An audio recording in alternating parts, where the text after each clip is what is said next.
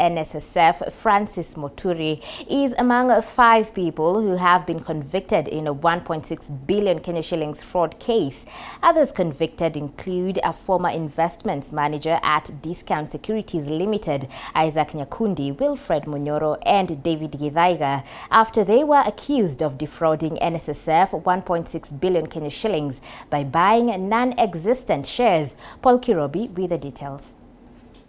The prosecution did not reply to this submission, but being a legal issue, the court has a duty to make a determination.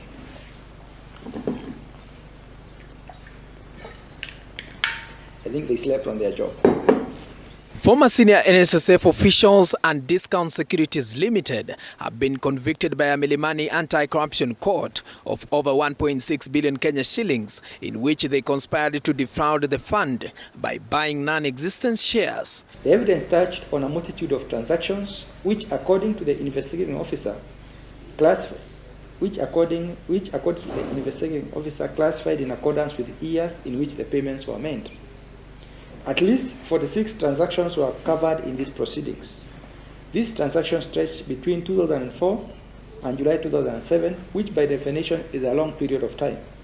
The officials, together with the company, have subsequently been remanded in custody, awaiting sentencing on Monday. The officials are Francis Muturi Zurials, former NSSF investment manager, Isaac Nyakundi Nyamongo, former investment manager at Discount Securities Limited, Wilfred Munyoro, and David Githaiga. Each of these transactions were complete and independent of each other. We reiterate our previous submissions that to charge in an omnibus version, in one charge sheet, all transactions make the charge incurably defective, each transaction being complete and independent of the other solicited its own defense. That was submission by Mr. Nyakundi for the second accused.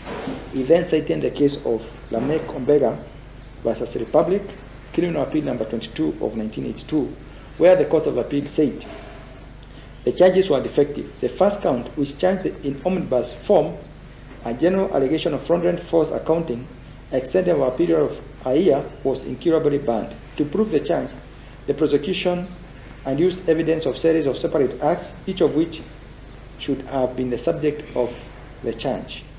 The court noted that even after the payments were done, Zurials never bothered to counter-check the claims, adding that the loss went on for a period of 4 years and was only known after Zurials was replaced. The court noted that Isaac Nyakundi was aware and had knowledge of what was going on, and that the irregularities without following up was not coincidental but intentional. I thus raise this particular issue. I find nothing wrong in framing the charges by citing a global figure arising from general deficiency, where evidence of those transactions was only given to explain how the general deficiency came about.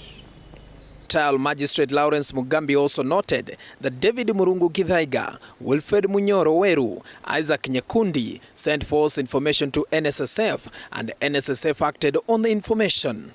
The court, however, acquitted Mary Ndirangu, former internal audit manager, and James Akoya, former finance manager NSSF, all the corruption charges that had been leveled against them. The court has ordered them to be remanded at Capitol Hill Police Station, pending mitigation and sentencing on Monday next week.